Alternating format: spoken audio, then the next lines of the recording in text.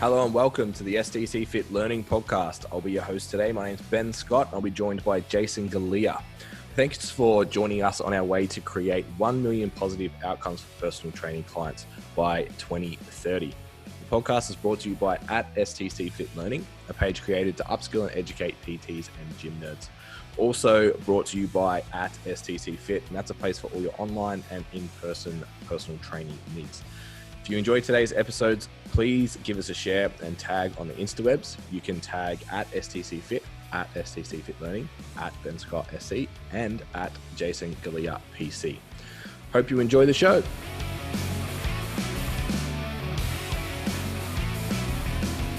How the volume levels, Tam? Happy? All four of us on par, or? Yeah. When all four of us laugh at the same time. That's when you get. I can't laugh. I've torn the cartilage in my ribs, so I'm like, Oh, really? Yeah, on Monday. It's good. How'd you do that? Jiu-jitsu. Ouch. I was like just light training. I'm just going to practice some specific like escapes, and I've just like bridged up and gone and turned, and it was just this. And I was like, oh, that doesn't feel good. Doesn't sound good. And yeah, went this morning, got it checked out. It's like, yeah, no, that's probably torn, possibly a fractured rib. Just take it easy. Thanks. Yeah. There's really nothing you can do there. No, that's it. He was like, you can go get some scans, but it doesn't matter what the scans say. Yeah, it's the same outcome, right? Yeah. Treatment's the same. Yeah, good. I did mine. The first like lever belt I bought. Yeah. I was dickhead, of course, because it was brand new. Wore it every day for 3 days, and I was putting down like 2 pink kettlebells for my client, and just rotated. My rib was like, we've done too much work this week, and just let go. It's the worst. You can't breathe, can't roll over, can't sneeze. So do you fracture or cartilage? Just cartilage. Yeah. I fractured it in under 16s footy. Yeah. Because I was too small to lay a shepherd on a guy that was not too small. Yeah. I've copped that too. Yeah. But just like the guy I was laying the shepherd for was even smaller than me. I was like, in under 16s where you have like some dudes are like men and then some of you would not. It's like 2 of the not against a man. I was like, it's going to take we're going to cop here. this. Yeah. That's definitely the age group, isn't it? It's like under 12s, under 14s, it's like no one's really hitting puberty. And it's like under 16s, it's like this guy could be 20 and this kid could be 12. This guy has a sleeve and a moustache. What the hell? Yeah, I did grow up playing in Shepparton too, so that's a reality. Yeah.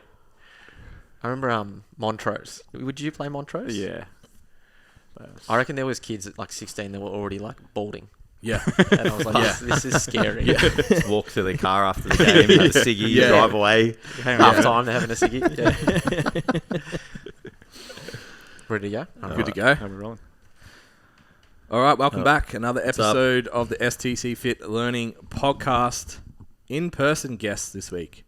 I cannot remember the last time we did an in-person guest. Forever. It's very exciting. So we have Max and Karl from the Performance Hub here to talk to us. Obviously, we've announced in the past our 1% program is on the way, and Max and Karl are both going to be contributing to that, which is really, really exciting. So welcome, boys. Thanks for having us. This is very exciting. We've got our collar shirts on today. Yeah, for the occasion. I was very definitely impressed. outdressed us. Yeah, we've accepted t-shirts at this stage. Yeah, I was like, I better wear a t-shirt with like the logo on it. Yeah. I was going to wear a basketball singlet. I'm like, good choice. Well, as soon as these guys walked in, they look identical. Yeah. That's what we go for. What does your mum call us? You know the Arnold Schwarzenegger movie? Oh, yeah. Yeah, twins. Yeah. Yeah, that's gold. Obviously, I'm Danny DeVito, his aunt. Yeah, clearly. For the ear people, there's about 1.5 foot difference between the two of them. So maybe like before we kick off the episode today, we're going to talk about prehab, rehab, and how it applies to personal trainers, and I guess where the scope sort of is, and what to do, and not trying to become physios on the gym floor. Yep. But before we dive into that, just give us a bit of an idea of you guys, what you do in terms of like your business. I know you guys obviously have a gym, do some coaching. Just give us the full rundown of what that's all about. Do you want to lead us off? Yeah, sure. I mean, Karl and I pretty much have the same life story, and the whole career story as well. Yeah, failed athletes. Both failed athletes. Which probably is a good lead into this. So I don't know about you. Definitely. I'll probably speak for both of this. 100%. But yeah, the reason we got into this field was probably failed athletics, but also spending probably far too much time off the field than on the field. So you get a lot of exposure in that kind of rehab setting. Yeah. And I definitely felt at the time that there was a big disconnect between like rehab and then playing. So it's like, oh, cool, you finish rehab, now you play, then you get hurt, and you go back to rehab. There was never any focus on like, hey, why does this giant uncoordinated human keep on breaking? So that probably led me down that field. But yeah, we both come from that exercise science, strength and conditioning, exercise physiology, whatever you want to call it, kind of stream. Work with some sporting clubs, but what we do now is basically we have our own facility, and the reason we have our own facility, I'm assuming you're on the same page with this, is because we couldn't find anywhere to work where we could do things exactly how we wanted to do them. And we felt that there was a big gap in the space. And the obvious solution there was, if there's nothing that exists, you just go and build that and start doing it. And that pretty much leads us to now. Yeah. Anything to add on that? No, that's spot on. Yeah. Yeah, awesome. So you're primarily still working with athletes or like Gen Pop or combination? Yeah, combination. So we've kind of separated the business, I suppose, in terms of the athletic development it's still kind of under the Performance Hub, but it's under Impact Performance, and that is our purely athletic development kind of arm of the business. And the Performance Hub is basically our take on using all those systems, techniques, or that knowledge we gained with athletes and then applying that to general pop.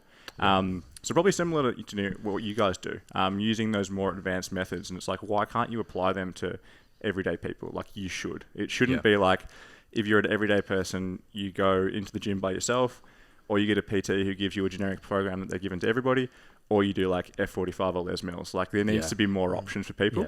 But I think for us, it's like Gen Pop that have more specific goals, Gen Pop that appreciate like a higher quality of service. So probably similar to kind of what you guys do as well. Yeah. And I think for us, it's like those training principles and those guiding principles we use are going to be very similar to, I guess, our prehab, rehab chat that we're going to have. But it's just good thought out programming and training. And it can apply to athletes, Gen Pop. It doesn't have to be different. It should be the same. So there'll be aspects of, I guess, elements within the program that'll look exactly the same, and 90% is going to be the same. Might be the 10% that might be a little bit different, a little bit specific to whatever the goal is, but 90% of the programming will look exactly the same. Yeah, it's funny. We had that exact same conversation last week with Will. It was like going from just being strong in the gym to powerlifting. It's like the principles are the same all the way through. Yep. And like you said, we're working in that kind of strength focus realm. You guys are like athletic ability sort of realm, but applied to general.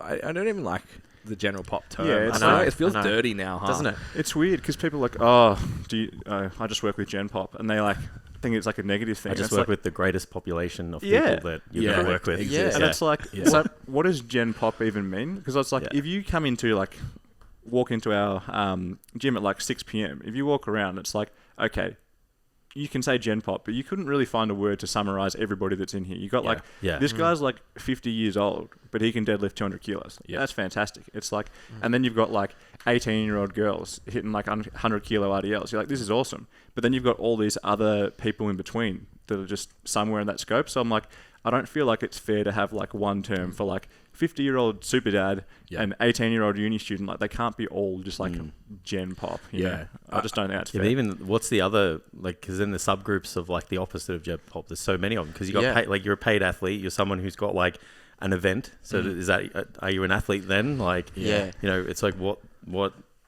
how do you distinguish them? Yeah, you know, because then you can even go, it's like, you're a recreational athlete. Yeah, you're a sub-elite athlete. You know, it's weird. I think like probably for all of us here, it's like anybody we work with is going to be goal oriented. Yeah. So exactly. It's like if you go, because it's like that conversation, right? Exercise versus training. So like we're probably all in the training space. So like everything's mapped out, planned. Like what are we trying to achieve?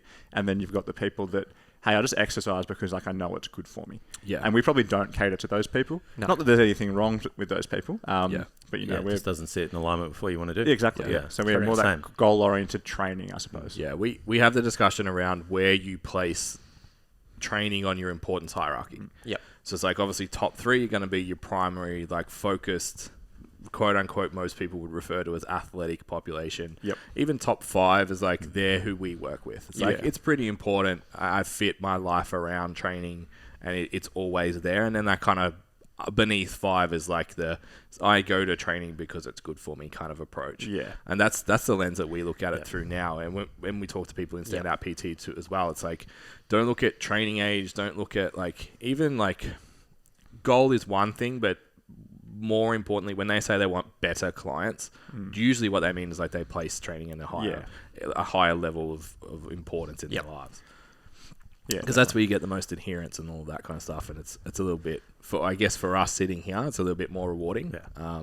I know other coaches that love just like taking that person solving the problem, didn't like it, and now is ticking the boxes a few times a week and loving life. Yeah, and it's so much more satisfying because you got someone who might have not been a gym goer or a trainer, who now is adhering to something and is actually seeing the results that they didn't think was possible as well. So I think that process of doing that is a lot more rewarding. Yeah. Because it's all good and well, have an athlete who might be a natural mover and you might not have to do much there. But if you've got someone who never trained before and you can actually build them up, it is a lot more satisfying. Do you guys see that spectrum in athletics though too? Like you get those people that are just like gifted no matter what you guys do, they're just going to be good. And then you have someone who wants to be an athlete but just probably doesn't sit in terms of like the genetic pool. Yep. Like outside the bell curve kind of thing. So, you might get... is it still as satisfying, or like do they get results even minutely as good as the genetically gifted person, or is it just night and day different? I think there's always going to be people who are going to be genetically gifted from a skill point of view of whatever their sport is. Because at the end of the day, it's like, all right, their skill's the most important component of their sporting performance. So if they can't perform the skill at a high level, then, their physical capability, physical quality is only going to take them so far. Yeah. Yes, obviously, if the person has a low training age, we can build up their qualities, and that's going to have massive transfer straight away into their athletic performance.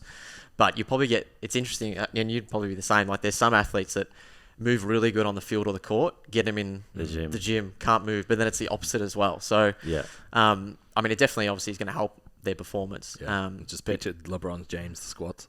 Oh, yeah, on the Bosu ball. And that doesn't help. Like, that's a whole other kettle of fish. We might talk about that in the other one. You can't change genetics, though. That's no, that's it. Yeah, the ceiling's tapped on that. A lot of the time it's like, well, there's not really much point considering it because well and truly out of our control. Yeah, for sure. Cool. All right, we'll jump into the content for today. So like I said, we're going to talk about prehab, rehab, and unpacking that through a personal trainer's lens as to like where's the line, what do we actually do, and what are the goals? Like we know from a business standpoint too, like if you're keeping clients in the gym, you have a more consistent business. If you're injuring people all the time, you're not going to have a very consistent business. Because they can't come and they're not going to keep coming to the gym if they're broken all the time. And obviously you leave open the door for someone to come in who can solve that problem for them, who does, and then you end up losing that client. So over time, the whole idea of this 1% course or program is to create specialists inside the industry. So we've all just sort of said, like, this is who we work with and this is what we're really good at. Doesn't matter if you guys do the same thing or not, but being able to work in this space starts to make you a specialist inside whatever environment you're in. Like if you can get someone moving better and out of pain and all that kind of stuff, like fuck, you're the hero and they tell everyone about it, and you can be that guy that gets people strong without breaking them, or makes them better athletes without breaking them, or oh God forbid a bodybuilder that can wash his own back, like stuff like that as well. Got a rag on a stick. So I think it's really important for looking at it through a business lens that you have the skill set of everything we talk about today to about apply into your business. I think where we start, and I think even when we first had this conversation, I mentioned the term prehab, you guys were kind of like, let's unpack that. Like what is prehab? What is rehab? What all these terms that we throw around that probably we don't understand inside the industry very well. What are they? Yeah. And I think that's the biggest thing. It's just that confusion because they can be used interchangeably. So I guess for us, like if we were to really simplify it, it's like, okay, well, prehab is not in the presence of injury or pain. They may have had previous injury history. So now what we're doing is, all right, we're building capacity to reduce or mitigate the risk of re-injury. And then rehab is going to be obviously doing some physical prep work that's going to be in the presence of injury or pain. And obviously like we touched on before, the guiding principles and training principles are going to be very similar from training a healthy person to maybe an injured non-healthy person. There's just, unfortunately, with the non-healthy person, it's at a lower base and there's a higher risk. And like you said, like at the end of the day, if you injure someone or someone does get injured in your care, or if they play sports and something on the weekend and you're training them during the week, you've got to be able to have a framework and system to know that, okay, well, we can still train them in some capacity. It doesn't mean that, okay, you can't come in today and then, like you said, that's lost business for you. And that's, I think, the biggest thing in terms of the difference between the two. Yeah, cool. Do they have a time, like, does prehab have a timeline like rehab? Like, once the injury happens and they're in absence of pain, it's like, is prehab not us just taking an approach with training and everything we do to make sure they're not injured? So my question is prehab just all the things that we do outside of rehab? Yeah, exactly. It's just good training, smart training. It's just exactly. Okay, I mean, cool. you can call it whatever you want, and you've seen it, like, it seems to be getting a little bit popular on Instagram, that idea, like prehab, rehab, train, like it's all just training, which is true. But then sometimes it's like, okay, we need to have some terms to differentiate, like, why we're doing things, and how we're going to structure things.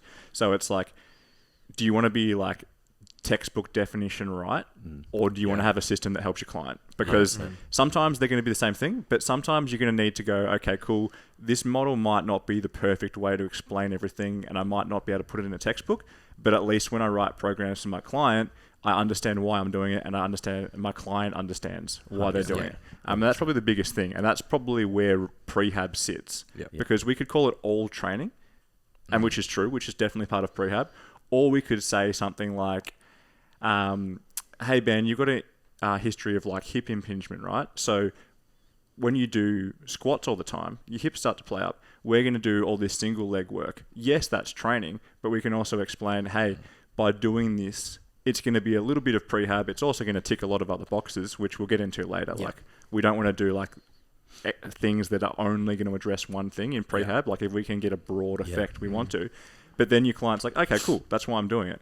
And then also, obviously, we know if they get really good at doing single leg split squats, for example, it's probably going to have a pretty good carryover when they start to put a bar on the back again. So yeah, sometimes it's like that language and the definitions are important. Definitely.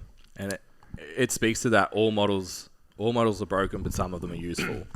Yeah, correct. It applies heaps here. And I think looking through the lens, I think most people think prehab is movement prep. Yes. They don't actually zoom that lens out to like, that's actually everything.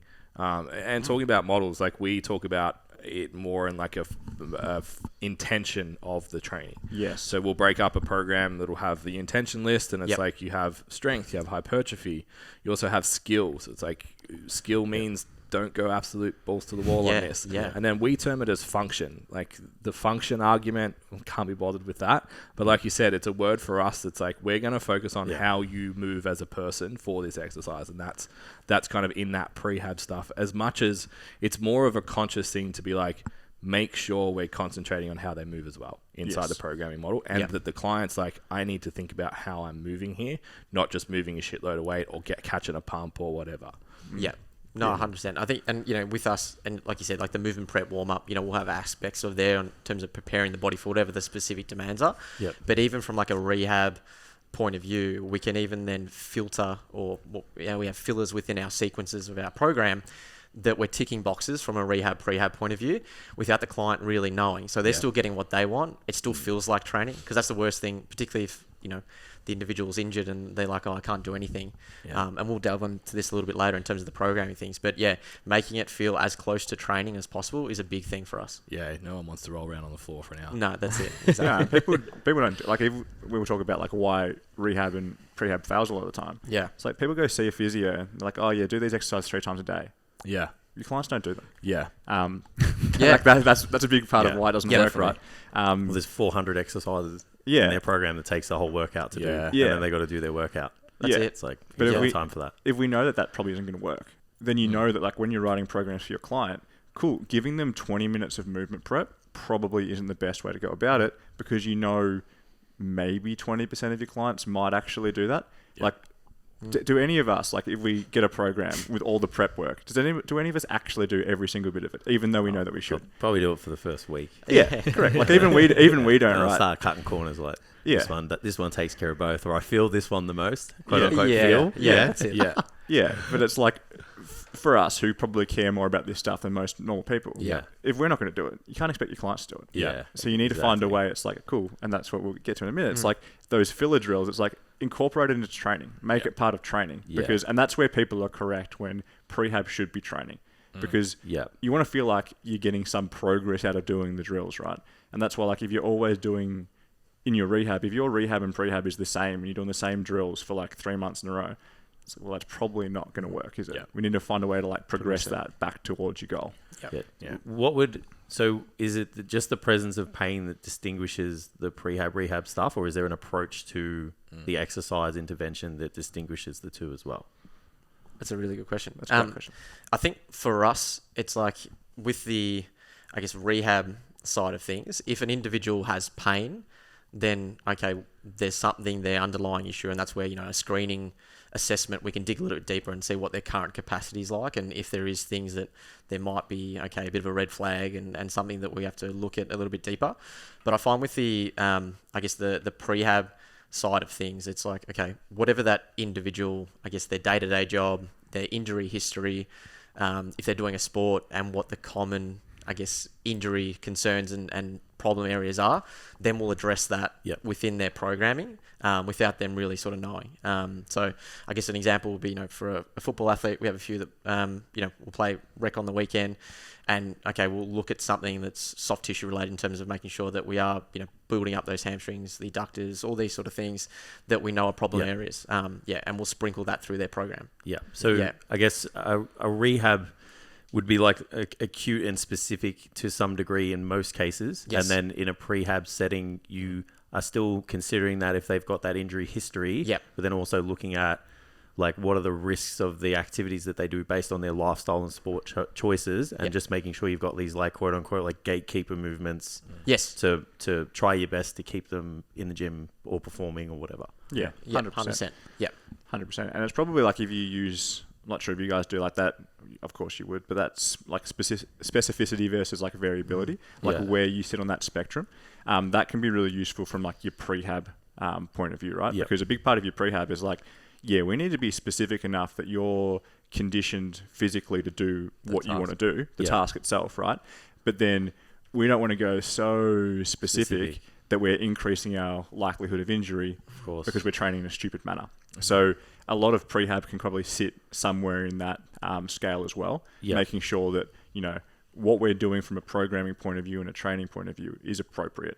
And like, you know, for us, it might be, we have our own way of doing it. You guys probably have your way of doing it. Like, Ben, I know you work with a lot of powerlifters. It's like, you need to be specific with those big three.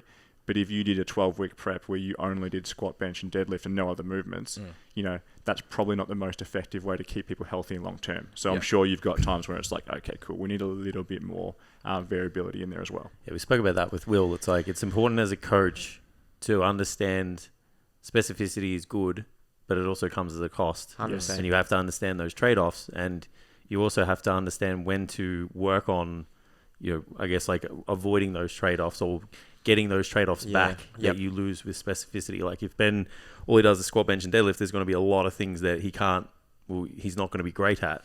And he's not going to squat and bench and deadlift for 52 weeks in a year, or he shouldn't. Like heavy. So then you might think, well, let's do a 12-week block of just getting all those functions and adaptations back that you lose when you get that specific with your training. But like inexperienced coaches probably like specificity because it's like a simple lens of thinking too, right? Because it's like, all I have to do is think about the main tasks and objectives that this athlete wants to achieve and nothing else. And it's easy to show progress and results. It's like, this is improving. It's like, you just put someone on a basic linear periodization. We're just going to do like sets of 5, and guess what? Like, it's probably going to work and they're going to feel amazing. The problem is what happens 3 months later. And that's probably, I know this is good for us doing this course because you guys have already taken people, you know, you've got your intro courses for PTs, and now it's for people that have already established that. So I think most people that are going to do this course would probably have a pretty decent understanding that like that's not the way to go about it. It's kind of like, what's the next layer of thinking? I think the value is like, again, we spoke about this last podcast, but when you go past that newbie phase of getting outcomes, this stuff gets more and more important. The stronger you get, this gets more and more important. Like anyone can, like Jay said, and you said, like that you're attracted to that specificity because it's like, if I just squat, bench, and deadlift someone for 3 months, they're going to be stronger at the end of it. Tick box. Fuck, now they're week 16, now their shoulder hurts and they can't do it anymore. Now what? it's like being a more mature coach and understanding like, okay, well, how do I train someone that's been training for 1 year, 5 years, 10 years? And that's what's going to start to separate you. Because if you're applying everything we teach you in the other courses or on the podcast, like you guys are then going to be retaining clients for ever. Like when you left Good Life, when I left Good Life, I had clients that have been with me since I started in that gym, like 3-4 years, and same with Jay. So it's like you need to know how to be able to progress up into training people with a greater training age that are much harder to get results from, and kind of walk this line a little bit more dangerously, like they fly closer to the sun more often because they're actually becoming good athletes. Yeah, absolutely. And if you want to work with different populations as well, this stuff probably comes into its own as well. Like it's like we were saying before, like working with athletes. Like if you only want to work with like 18-year-old dudes, well, it's probably going to be pretty easy, right?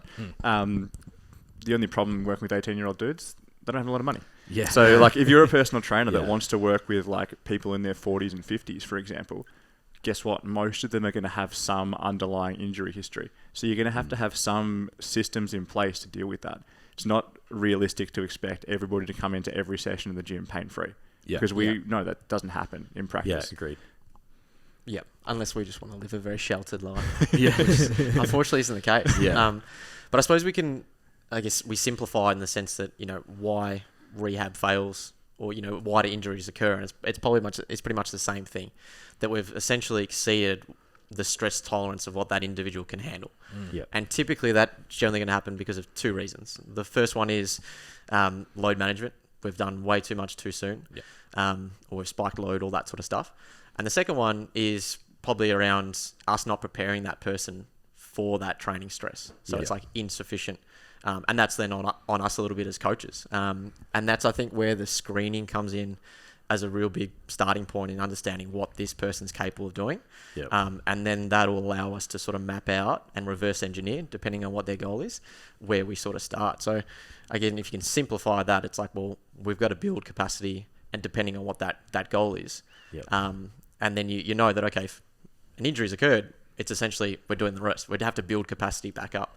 But it's finding where that current capacity level is. That's a huge balancing act. Like, I know working with the people that I work with, like just trying to get that, I guess, like building that capacity up and getting that load management tolerance stuff right. It's like you work with a bunch of people who all they want to do is be fucking jacked and shredded. It's like getting that buy-in where it's like you can't do 120 sets a week at fucking 2 reps in reserve on average for everything you do. And it's like you taper back their training and they're just like, oh, I don't feel like this is working. I don't feel like I'm getting results. And it's like, I'll admit it. Like sometimes I've been influenced to go, all right, well, let's move this. They're either telling me that it feels good as well as it looks good, and it's like, but it doesn't feel good. But they're just saying that because they want more. They want the next thing. Yeah, and the next thing you know, they're just like, oh, my fucking back hurts. I'm like, okay, fuck. Like, so we've got to do this process all over again. It's like, can we do it a different way this time? It's just like getting the client even, and they don't have to be, people that are serious with training, but it's like getting the client bought into the process. It's like, you can do all this stuff here that's not affecting the injury, like fine. But it's like, we've got to taper things back and do this in a really methodical way, because if we don't, we just go back to square one. Which I think happens a lot. Definitely. Happens to a lot of people. And it is a hard sell though. And it's like, ultimately we all know that like nothing is going to derail your progress more than getting injured. It's like, so obviously want to avoid that. Like that should be like your number one rule if you work in this industry. It's like rule 1, do no harm. Like try not to hurt anybody. But then it's hard because people always associate more is better. I'm totally agree. And it's hard to say like, hey, sometimes less is in fact more in terms of like your overall progress. You know? And if you look at the best people in any sport, any activity, it's like, what do they all have in common? Longevity. They've been doing it for a long period of time. Like no one's going to win Mr. Olympia after 6 months training hard. Like it's just not going to happen. But it is a difficult sell at the same time. And I think, as Karl said, like sometimes it's like that initial assessment process is very, very important as well. Like establishing that baseline for people, especially if they're coming in post-injury or they have that injury history. It's like, okay, cool. What is that baseline capacity that they have? And then how much do we need to be concerned? Because it's like, we know that, capacity, and then if our stress exceeds that, that's basically how injuries happen. Like any injury ever, right? Like if I took a baseball bat and hit Karl on the elbow, it's like, yeah, guess what? The stress of that has exceeded to the capacity of his elbow to absorb it. But the flip side of that is, or the other way to look at it is like, we can say that it's only load management, but it's also load management in combination with movement assessment. Yeah. Because we want to know not only, okay, cool, that's all well and good to know the theory of how an injury happens, but how do we know, or how can we be more aware of what we need to watch out for? Yeah. And that might be like, oh, okay, Karl doesn't have a great range of shoulder flexion. Cool. Okay. So now we know that that's not a red flag, but it's something that we want to consider for your client, especially if Karl's coming to see us because he's, been seeing a physio. Cool. Oh, what did I do? Oh, yeah, I hurt my shoulder. And we do that assessment. We know, okay, guess what? Doing a whole bunch of military presses every week is probably a really bad idea. Yeah. So I think it's about combining those two kind of lenses of looking at it, and then you can never eliminate injury. It's 100% impossible. Yeah, so I think that's a really important message to send as well. Like clients who train hard, it's just one of those things. Like the top level of the sport, any sport, there's injuries all the time. Yep. Same, and as a trainer, like trying to be that person who's conscious about like not injuring people, or not letting injuries happen, or trying to avoid them. It's like, it's just part of the. It's just part of the process. It's just unrealistic. Sure, the frequency. Like reflect on. Yeah, you got 25 clients. Yeah, you got 25 clients and 25 of them in the fucking treatment room. Like, yeah. have a look at yourself. All with the same bad back. yeah, that's it. But it's like, it's gonna happen. Like, did we talk about that with the goals on the way here?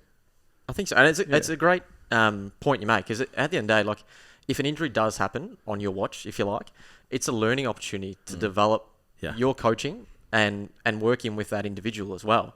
To how can we do things better? And what went wrong? Where was the tipping point? Did we not build a certain capacity? And, we've, like Max said it before, it's like, so there's an injury here. So we've got all these other qualities that potentially could detrain. So we're trying to keep them up at a certain level. So, all right, in the meantime, but it's like, these are things that we can address in the meantime. Did we not spend enough time on those? And then as a result, something's compensated. And so it's funny, like, and I'm sure you'll be the same, like whenever, and particularly with athletes, because obviously, with a competition, for them, it's game day is the biggest thing. So if they get injured and everything like that, I've had a few nights where it's like sleepless nights. It's like, what did I not do from a rehab point of view? What did we not tick off? But it is a learning experience. So don't think it's bad on you as a coach. It is definitely a learning opportunity. And it obviously, it's hard. I don't want it to be one of those situations where it's like you just go, oh, there's so many different factors, like and but it's like, multifactorial. That's you got to think about that. It's like, well, half of the responsibility is on the athlete, or the client, half the responsibility is on the coach. Even if you divide that, there's like probably maybe an allied health professional in the middle of all that, which we probably will talk about. Yes. Because trainers shouldn't be allied health professionals. No. And then it's like, well, there's responsibilities in all of those, and it's like if one of those links breaks, it's gonna be so hard to work out which one that was, and then you don't want to be that coach sitting there going, oh, well, it could have been all these other variables, and not reflecting on it at all. But you don't want to be that person losing sleep either. Yeah, like that's it. That's the hardest balance of this whole thing. Absolutely. So, and I think we talked on the way here about setting realistic goals for your clients as well. Yeah. Because if you have a client who truly cares about performance and who truly wants to push the limits, then absolutely, injury is just a risk that we're just going to have to live with. Yeah. If you've got, like, we don't want to use the word gen pop, but I will. If you've got your gen pop clients getting injured all the time, it's like, should they really be training at the same intensity that has that inherent injury risk? Like, if you're like, I work with local mums in the area to try and shift the baby weight, and then all of a sudden all your mums start getting injured, it's like, okay, potentially you're pushing them a little bit too hard. Because agreed. Do those local mums need to be, training with 2 RIR? No, because we know, like, all they need to do is move more consistently and enjoy the process of training. So it's like, know who your clients are as well, and understand, if you're pushing the limits, injury is a factor that you're going to have to deal with. But if you're not, and somebody that you're training is not interested in, like, really, going to that next level, well, then you shouldn't really be dealing with that same injury risk. It's still a risk, don't get me wrong. Anytime you do anything, there's a risk, but it should be much lower. It's a really good point. So I want to introduce the idea of, like, what is the PT's role in all of this? Like, where does the PT actually sit? And, like, you talked about injuries essentially going to be a load management issue. And we touched on it really briefly, but I think it's really important for PTs to understand, like, when PTs hear load management, it's like intensity, volume, frequency, and they forget movement. Mm-hmm. So it's like it doesn't, like, your prehab stuff isn't gonna fix like 10 sets of shit squats a week. Like, you're still gonna get hurt. Yeah. So I'm curious as to like what's the PT's role in both pre and rehab. So maybe start off with rehab and then move into like post-injury state. What are we supposed to be doing? So we talk about it all the time. Like, you should have a network of allied health professionals. So we assume we've done the right thing, sent them off to the allied health professional. Where do we go from there? Yeah, good question. We talked about this on the way here. Yeah. And it's actually probably what we'll do. We'll go, what is your role not? Like, what should you not do? Let's start there. Great place to start. Like, your main thing is, as a PT, you don't diagnose injuries. It's just not what you do. Yep. It's not what you're qualified to do. And if you're trying to do that, I would suggest that your efforts are better placed elsewhere. So that's why we have our network of allied health, which you should definitely do. How you're going to communicate with those people. On the flip side, as the PT, you can potentially have a bigger impact in someone's rehab than the allied health professional. Yeah. So if we think about like why rehab doesn't work, which we touched on briefly, it's like the PT is responsible for the mid all the way through to the late stage of rehab if they're your client. And that's really where it's like make or break. That acute stage, it's like they're going to go see a physio, osteo, chiro, like whoever, right, for their treatment and get everything diagnosed. You're responsible for that person actually returning to doing what they want to do. And in terms of what is the PT qualified to do, like, consider the allied health professional is an expert in diagnosing and treating injuries. As a PT, what are you an expert in? You're an expert in training people. And you should be, if you're doing this course, like, you're reasonably good, if not an expert, in like exercise prescription for that goal. Like, that client is your client because they see that you're able to assist them towards that goal. So if it's a powerlifting client, if it's a bodybuilding client, whatever, you are the expert in that field. So there's literally nobody better placed to take that person back to where they need to be, if that makes sense. So that's what you should really be focusing on. So in terms of like what your role really is, it's like, get your handover from your allied health professional, like, have that conversation. What are the constraints? What are the checkpoints you're looking for? What are your concerns? Have all that. Obviously inform the client of this as well. And then from that, we're going to progress towards the goal. And then you're responsible for everything. And you go, in the eyes of the client, what do they care most about? They care most about getting back to where they were or getting where they want to go. Yeah. So like, you are in fact like in the driver's seat for most of that process. And I think that's misunderstood by a lot of PTs. And they think, I should get my clients doing like all these banded drills and like cross ball stuff. Like, I'm not saying don't do that ever. I'm suggesting do what the physio says, do what the osteo says for that acute rehab, 100%. And then get them back in the gym working towards their goal. And then just make sure you're doing that in a sensible fashion. And then you said like the movement quality. That's massive. Absolutely massive in the rehab process. Like, how you're actually doing the movements. Like, there's a huge difference. Like you said, the shitty squats, massive difference. And that's where you can manipulate so many variables. Like, yes, you've got your load, your frequency, and all that kind of stuff. But like range of motion, things like that, like how they're doing it, the tempo, all of that kind of stuff. That's where you want to be playing around with to really progress your client forward. And I don't think enough PTs kind of look at it that way. Yeah, and I think to build on that, like, one of the main things that the people go to a coach for is accountability. And we said before, most people don't do their rehab. It's like, well, from the overall psychology of your client tends to be like, particularly if you're calling yourself a coach, like you've gone beyond the trainer to a coach, it's like that's taking care of like their well-being in this space as well. You're coaching them along the way. So that's going to include like, how do you keep them engaged with the process? How do you keep them accountable to executing? How do you, quote unquote, we hate the word, but motivate them to continue through the process? So I think, that whole thing kind of, like you said, post-treatment, it really becomes on the personal trainer's, I guess, shoulders to progress. 100%. Yeah. I think that's massive. And I mean, one of the things we do, and if you're listening to this, if you take one thing away, start doing this. Get the exercises they got from the physio and just put them in their program. Because they're your fillers. Yeah. 10 times more likely to do it. Like, you know, if they're like, oh, I don't do my banded external rotations enough. It's like, cool. Well, every time we're in the gym, guess what? In between sets, you're going to start doing banded external rotation.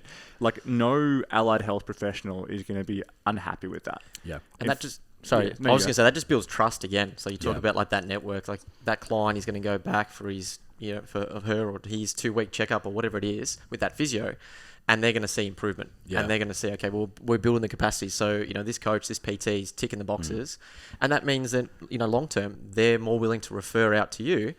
And then you've got, you know, a bigger client base to work with. I think that's a good litmus test for an allied health professional too. Yep. It's like my thing now is like, did they ask to see your program? And if they didn't, like, maybe not, just look somewhere else for a bit. Like, it's like, you need to, before you go prescribe your banded external rotations, what else are they doing for the rest of the week? And I want that information as the coach, so I can, like you said, it's our responsibility post that. So let's get as much information put together as we possibly can, and like actually be able to move forwards, not just say like, I loosened off their hamstrings. Like, thanks, but why were they tight, and what do we need to do about it? And I think it's important in terms of being on the same page in terms of what that criteria is as you go stage to stage in terms of that rehab process, because I guess every physio, every surgeon, if they've had an operation, is going to have a different, I guess, performance outcomes they want to tick. And we'll have things that we want to, I guess, merge, but we want to make sure that at the end of the day, they're going to get the all clear from that physio surgeon. So we want to make sure we're ticking those as well. So it's just, having that open communication is really important. Yeah, definitely. And obviously the type of injury is going to dictate the approach a little bit as well. And I think one of the biggest ones is, if you're out of your comfort zone and you've got no experience in a particular field, like, there's no shame in telling the client that. No. Like, I think this is something a lot of people... so valuable. If a lot of people fall into this, like, rule number 1 is do no harm. So if you get somebody that's like, oh, I had a knee reconstruction. Cool, can I come work with you? You're like, yeah, no worries. But you've got no idea what you're doing. And then you potentially do something that re-injures that. Like, you've caused far more harm than good.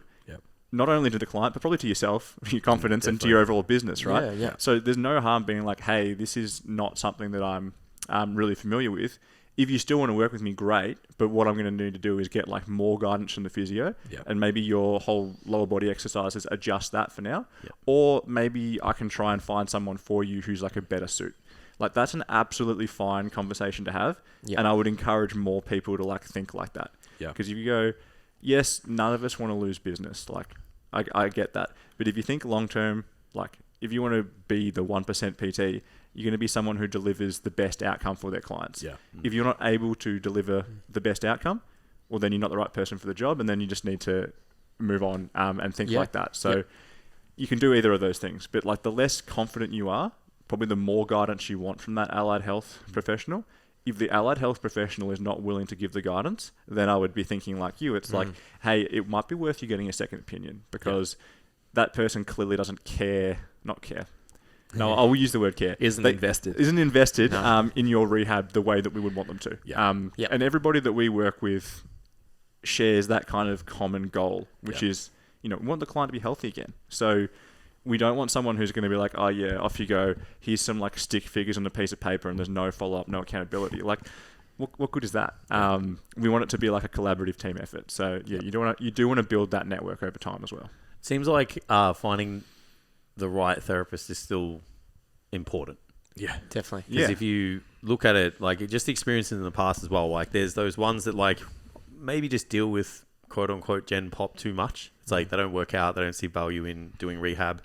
They just come for like curative care treatment. It was like, oh, they massaged my thing, and I went back, and I've got to come back in 2 weeks' time to cure that for the next 2 days.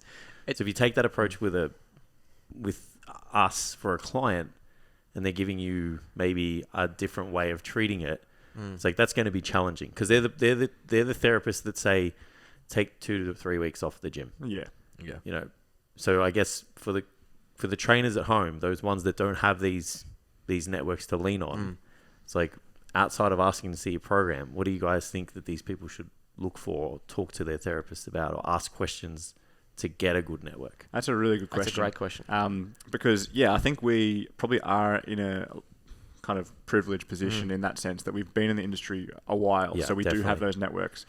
Because we'll send people to whatever the practitioner is calling themselves, like osteo, physio, etc. But we know those people are aligned with our values. Yeah. So they're going to be pro, training and exercise in general. Because we probably all would have sent a client to someone before and they come back like, yeah, they said squats are bad for my knees. And then Ben's like, oh, I've got a powerlifter. Well, that's great. Just stop. Yeah. Just don't squat in your powerlifting meet. Deadlift only meet.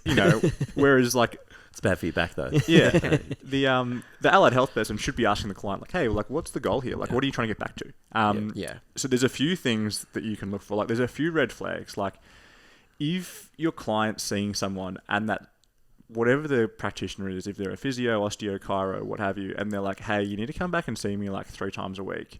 That's a massive red flag.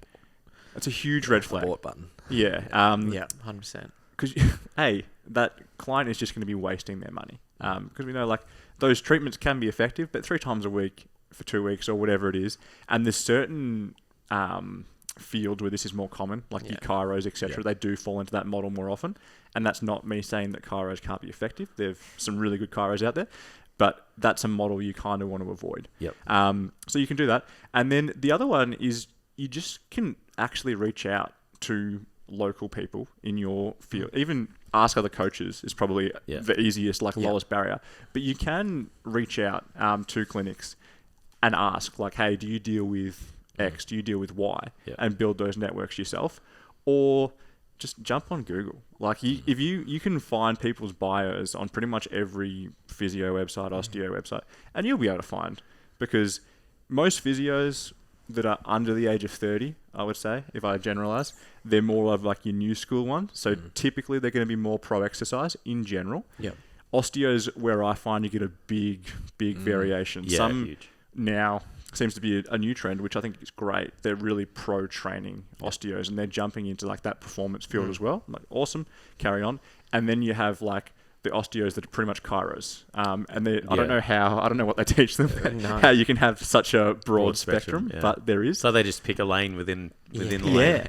But osteo seems to be one with the greatest variation. And then chiro obviously is very big on manipulation. So it's a difficult one though to build those initial networks. And unfortunately, there is an element of trial and error because injure yourself and try them out. Yeah. Well, sometimes fake an injury. And it's one of those things for us, like as coaches, we'll obviously go to physios and whatnot, and then we'll come out of it and be like, oh yeah, we're definitely referring to this. I've done the same. And you just like, know, don't you? Yeah, you do. You get a good sense. I had this morning, came back to Carl, like, we just had a good chat afterwards. I was like, you're look. Because sometimes it's like, we need to find people in a certain area. Because your clients don't want to drive 45 minutes. Don't see the value in it. Yeah. Well, it's fair enough too. I 100% get it. Yeah. But I was like, oh, this guy's great. Whereas previously, I've gone in because I'm like, I just want something checked out quickly.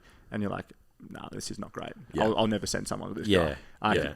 As a coach, you can make those, because you have your expectations of like what the service is going to be like. Yeah, I think a good key now, like you mentioned Google, but spending a lot of time on Instagram now is like more and more allied health pros are coming through. It was like you guys did exercise science, and now it's like instead of that, it's like I don't want to be, as Jace affectionately calls it, because I'm not just like shooting you down because you say it, because I don't have the degree. But you're just like becoming an overqualified PT, so they go towards physio, osteo, or whatever, because there's a more clear pathway there.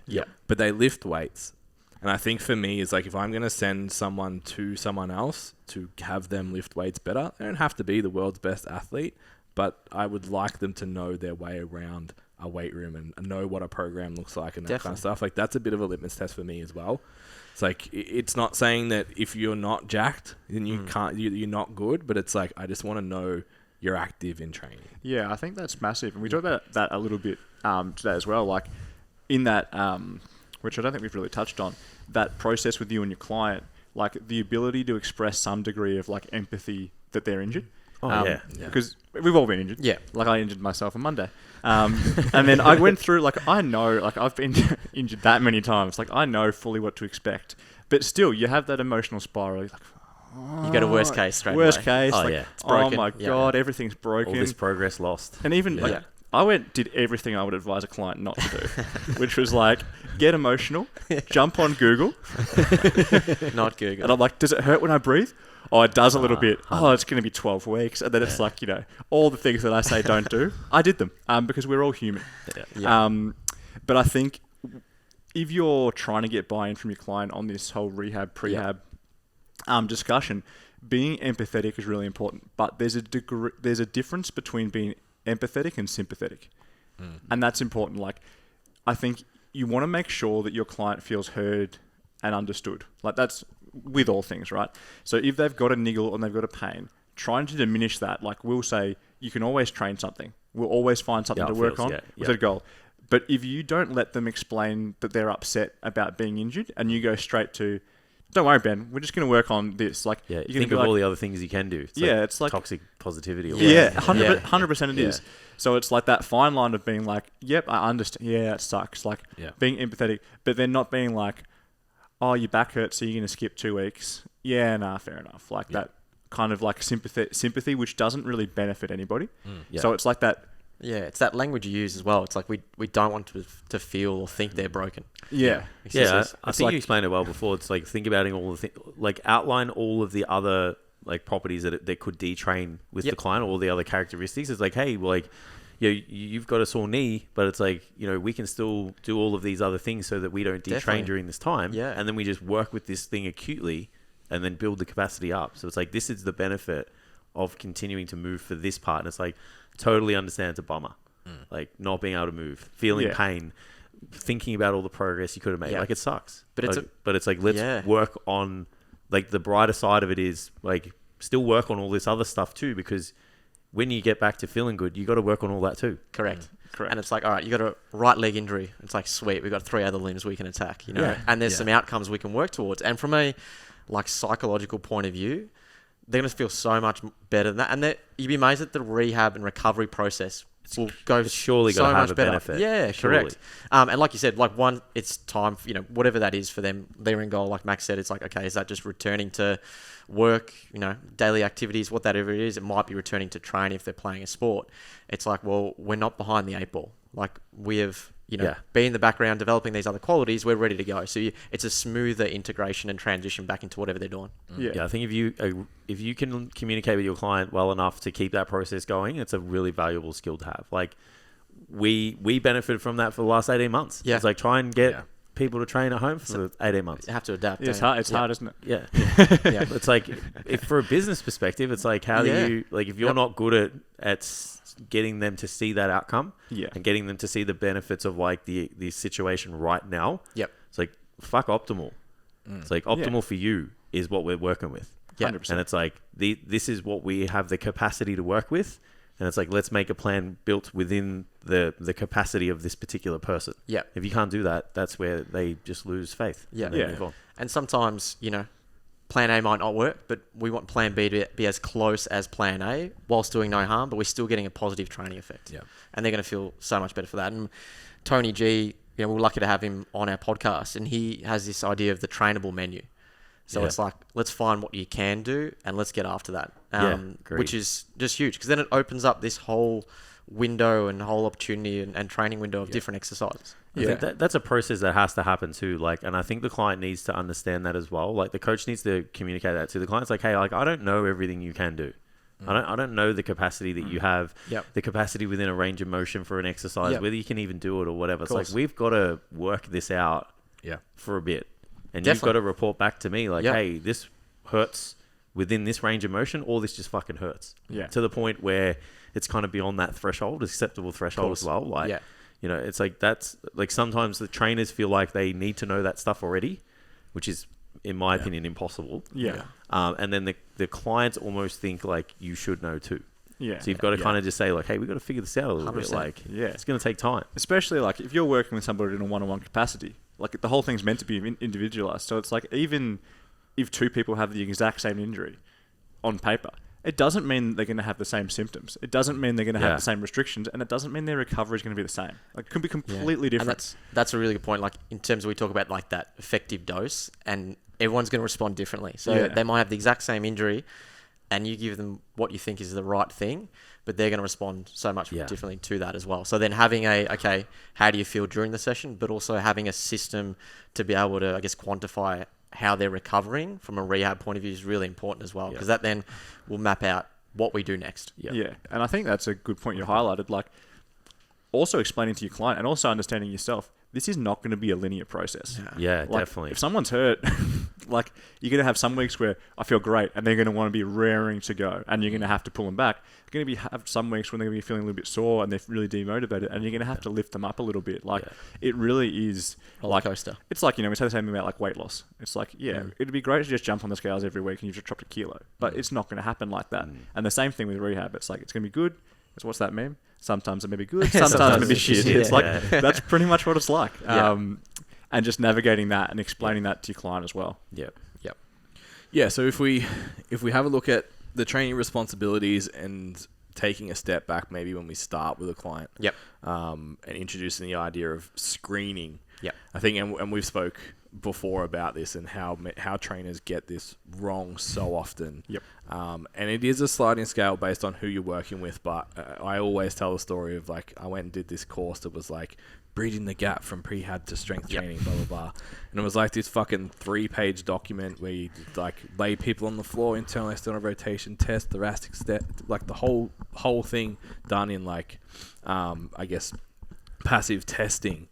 My close ratios went from like 90% down to like 55 overnight because people were just like, I don't give a fuck, bro. I just want to lose some weight. Or I want to be stronger. Or I want to like build muscle, whatever. So how do you guys go about from merging that like business and client, taking care of the client, like do no harm, client first? How do we serve them the best possible way, but still create an environment that they're excited and want to work with us and all that kind of stuff? Yeah, they're buying. I think it probably goes back to, we said at the start, we're working with people that are goal-oriented.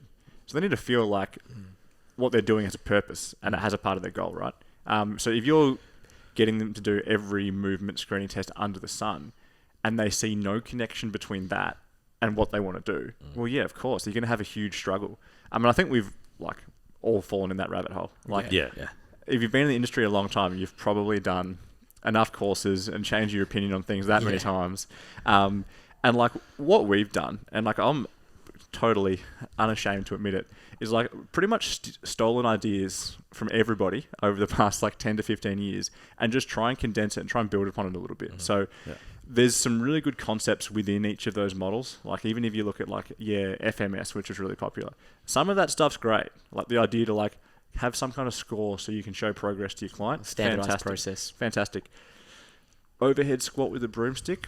For most people, like who cares? Everyone fails. Yeah, correct. It's like, well, that doesn't look pretty. Especially, if you can't demonstrate it, which I'm 6'6", I can't do an overhead squat. It's not going to happen. I'm only 5'8" and I still can't. It's like, it's ridiculous. So I think that's probably the more important one. So one of the things that we wanted to do within this course was like help PTs build a framework. So like that's the whole point, right? You need to have a system. So it's like in this, it's like cool. If someone injures themselves under my care, what do I do? What's my system for dealing with it? So it's not like, oh my God, what's happening? And the same thing, if someone comes in with an injury history, what do I do? And it's the movement screening and assessment is a big part of that, massive part of it. So step one would be, we could tell you exactly like what we do to screen and assess clients.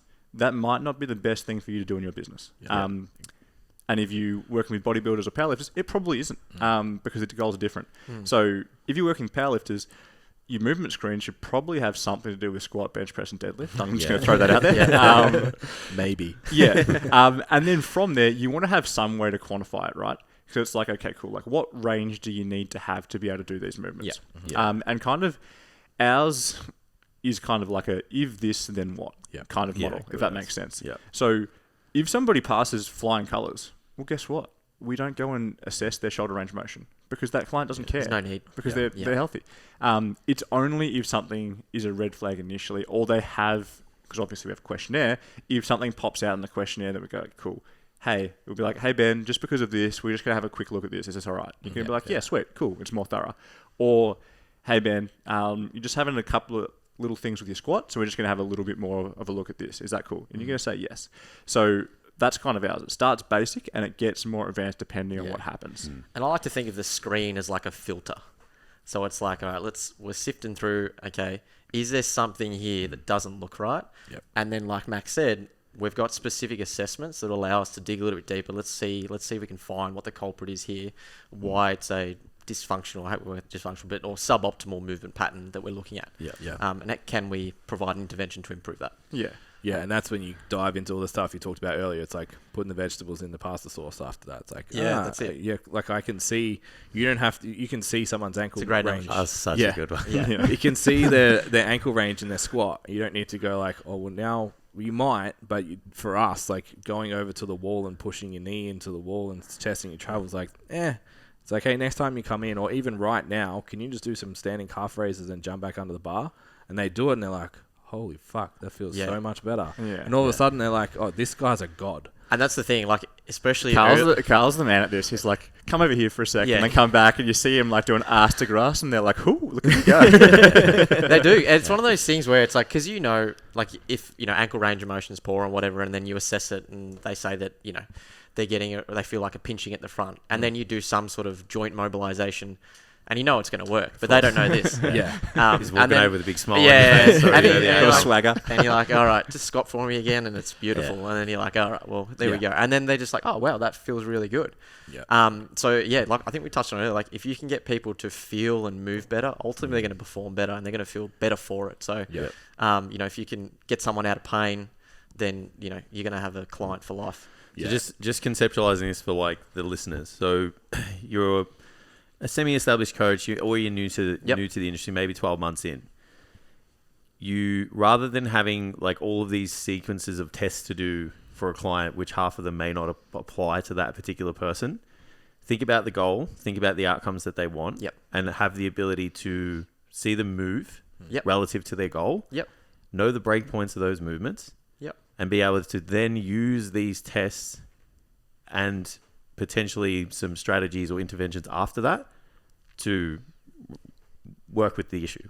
Pretty much, yeah. And I think like streamlining everything is important. Like what we were talking about before we started the podcast, like all these things we're trying to streamline in the business. It's like if you've got a process that takes you 2 hours to screen every single client that you have, like how are you possibly going to grow your business? Like it's going to be impossible. And also, at the end of the day, you're probably not actually adding value to your clients anyway.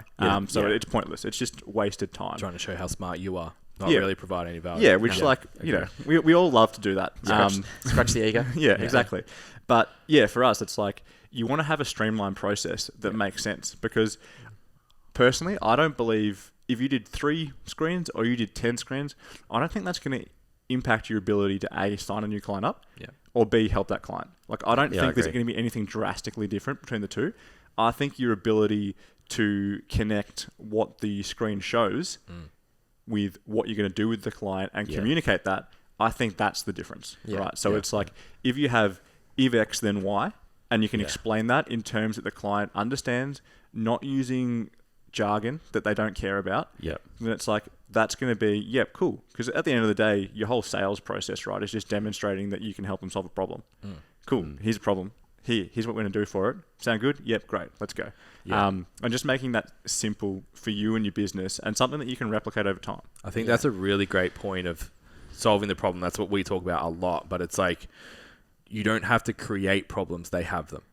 Yeah, that's a big one. You're there to identify. It's like, maybe if they say, I feel pinching in my ankle when I squat, have a look at it. If they don't say it. Don't go there. No, don't be like, what's the point? If you want to go, red flags everywhere. Don't tell them that. If you want to test it, then test it after they've already become a client. Your job right there is to show value in that you can solve the problems that they currently have, that they battle in day in, day out. That. Correct. So I think, I know coaches that get hold of this stuff are like, this is how I screen my clients, means I need to do a client screening in my consult, and then my consult moves away from a consult to a pre-screen. That's not building any value. You're trying to search for these problems and be like, oh, see, like this is wrong with you, rather than tell me what you need, what you need to overcome, and let's do that together.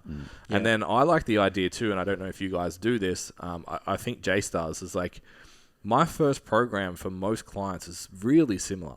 Because Because it's like, I want to see you do all of these movement patterns. There's heaps of, I'm going to keep using it now that you guys have talked it up. There's heaps of vegetables in the pasta sauce. 100%. Like, get in there. Don't Let's just mum spaghetti. Don't kill it, bro. Lots of movement variability, lots of stuff going on just to see like, all right, let's see where you're at and let me learn about you. Get the feedback. And then we can start really personalizing on stuff. 100%. Like we do that with most clients. Oh, we do. Because then, I mean, the screen is great because then it opens up, okay, what's their exercise menu look like?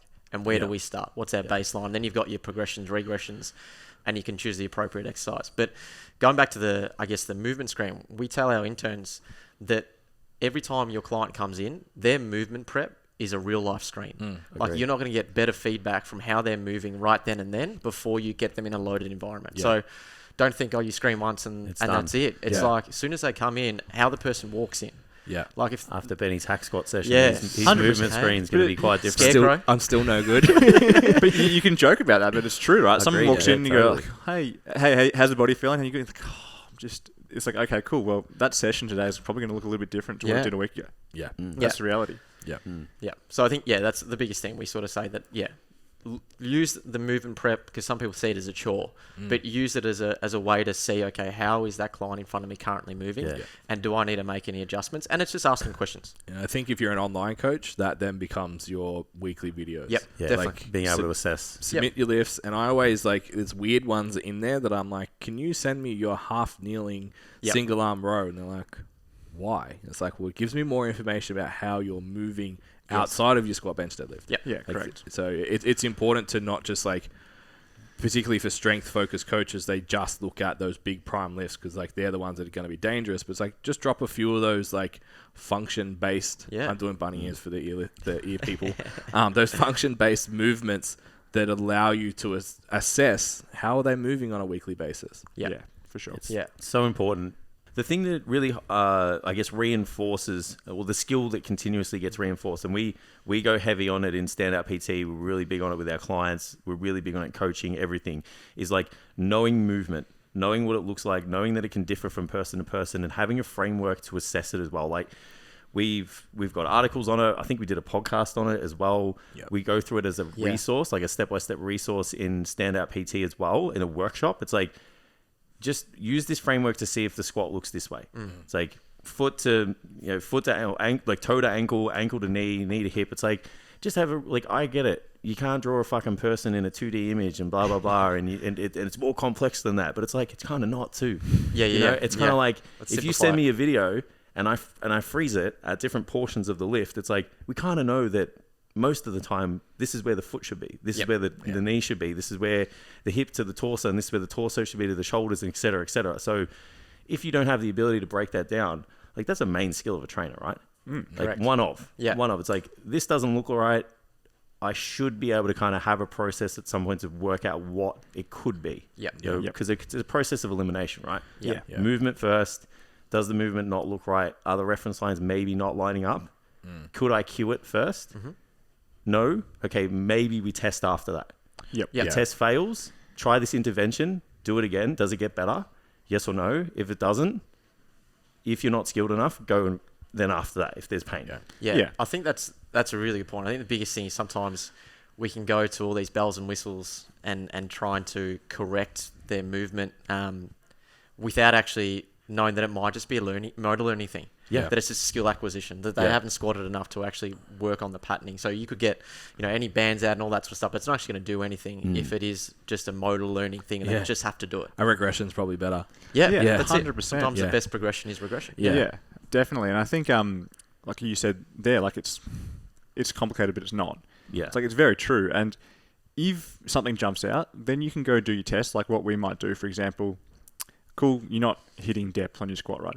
We can quite easily assess what's your passive hip range of motion, what's the active, and then you can explain to the client, cool, you've got the range of motion here, we just need to work on that. So there's nothing wrong. It's in that instance where you go, hey, okay, you actually don't have hip range of motion, or hey, past this degree, you're complaining of sharp pain and this and that kind of stuff. Cool, that's your indication that, hey, look, I'm not sure that there's anything wrong here, but I think it'd be a really good idea if you go and booked in so and so straight away. And again, it might be counterintuitive for some PTs, but I do firmly believe that's going to add value to that client, and it's actually going to set you above most other PTs, because likely that person probably had pain in their hip, for example, for some time, and nobody's bothered to actually look any deeper. Yeah, they've just been grinding through it. Yeah, people just think that it's normal now. It's like, oh, you can just live with it because we're just tolerable. We just get used to shit. Yeah, it's 100%. Even if it is a shitty situation, like we just get used to that, and that's the standard now. Yeah. But what we don't do in that situation is tell them that they have, oh, hey, you have a hip impingement. You don't know that they have a hip impingement. You've got no idea. But that's something that PTs do. And the same with like an example for us is people who lack like full range shoulder flexion, which is quite a lot of people. Fuck, I don't even know what that is. Yeah, quite a lot of people, right? So for us, it's like, because then you can use this like in that first program. Like this is how you can start to actually like customize things a little bit. It's like, cool, someone doesn't have that range. Are you going to get them to do a lot of overhead presses? Well, probably not. It's not the best idea, right?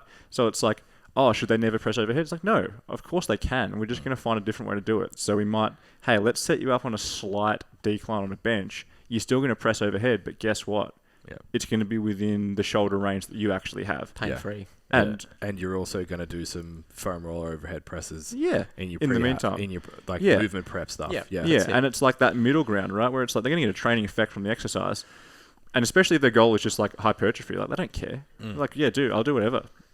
But in the meantime, you're going to be attacking both things. You don't want to be fully in that camp of like, oh, we're not going to do anything overhead until you have full range shoulder flexion, because, hey, that might not ever happen. But you don't want to be like, just go and do I've accepted it. I'm bringing it down to just total mass. You know? It's just like, that's I don't mind. My head. Too big for overhead. I wish I was that big. Couldn't reach my overhead. I'm not though.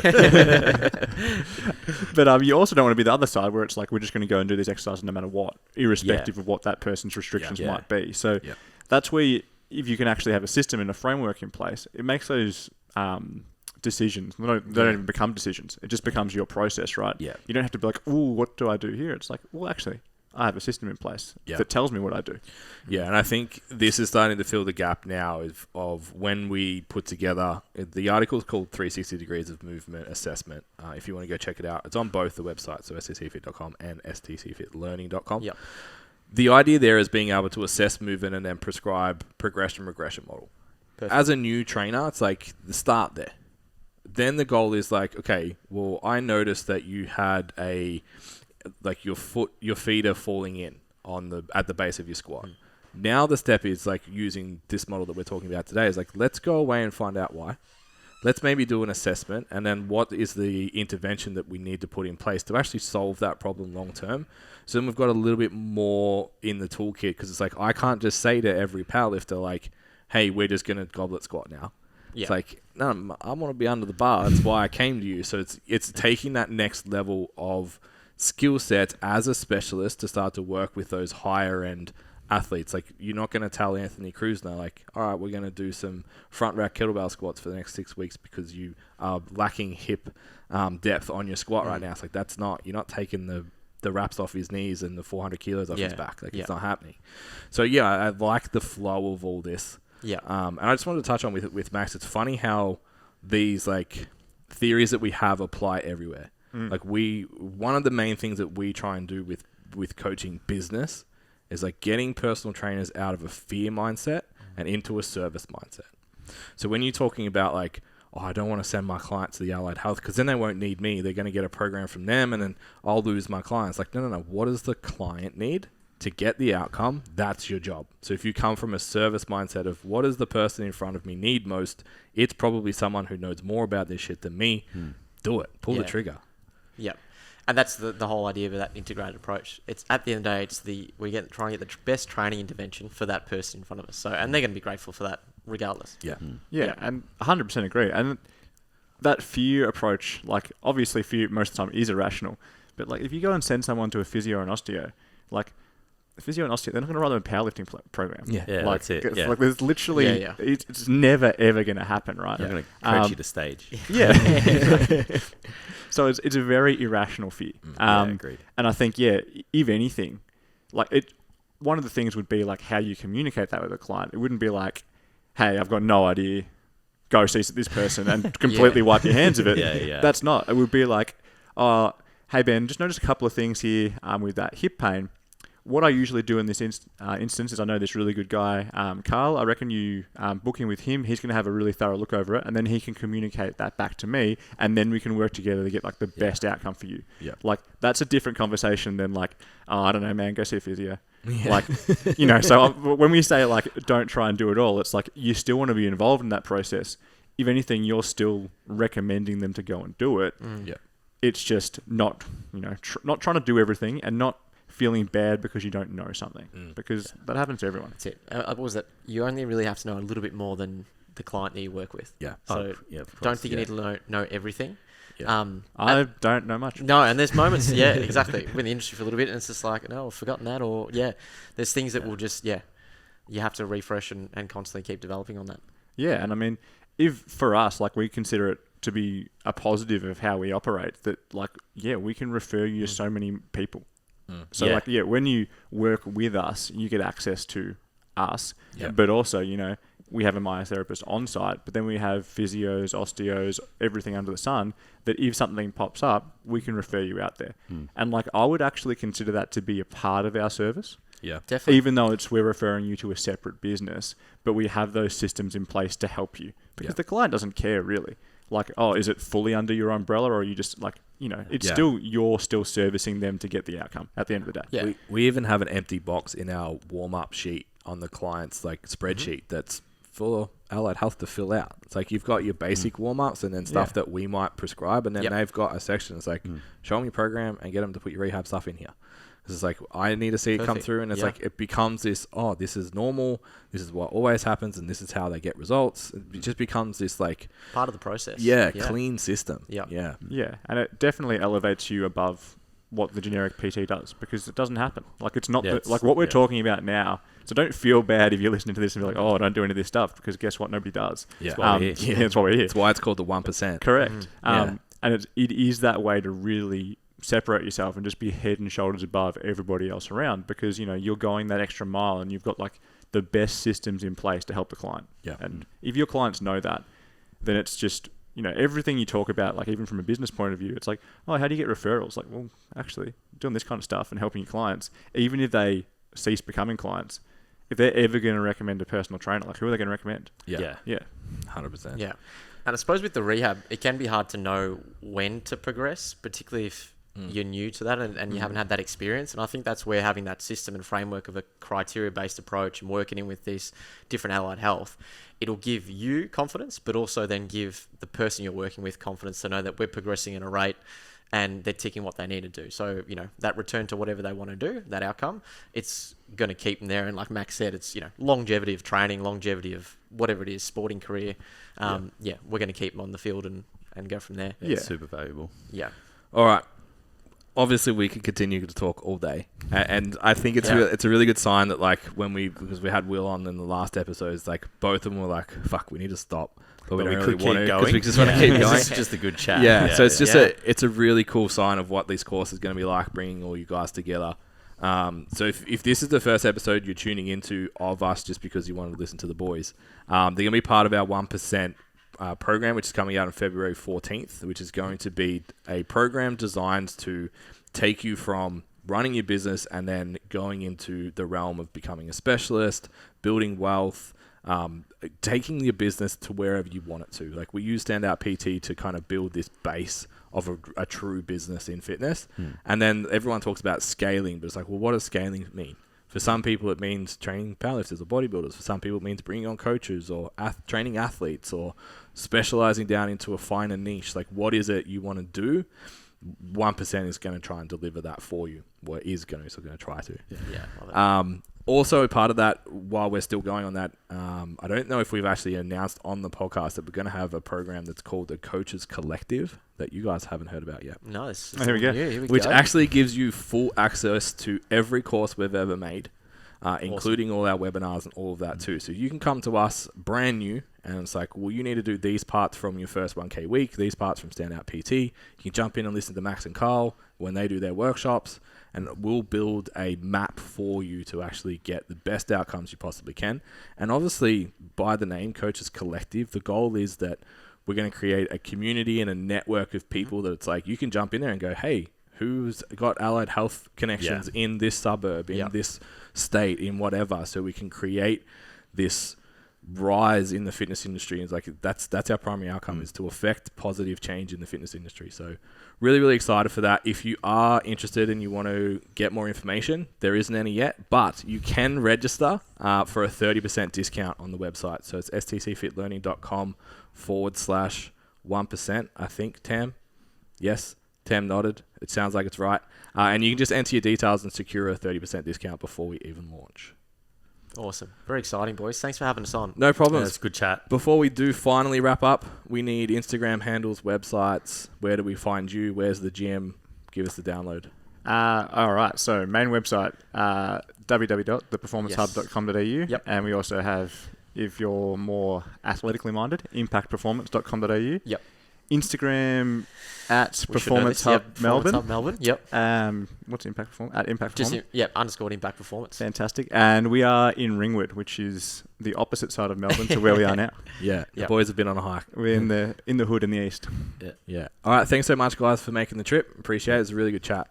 Thanks, make boys. sure you Thanks, screenshot and share and tag, guys. Thank you. Cheers, boys. Bye. Bye.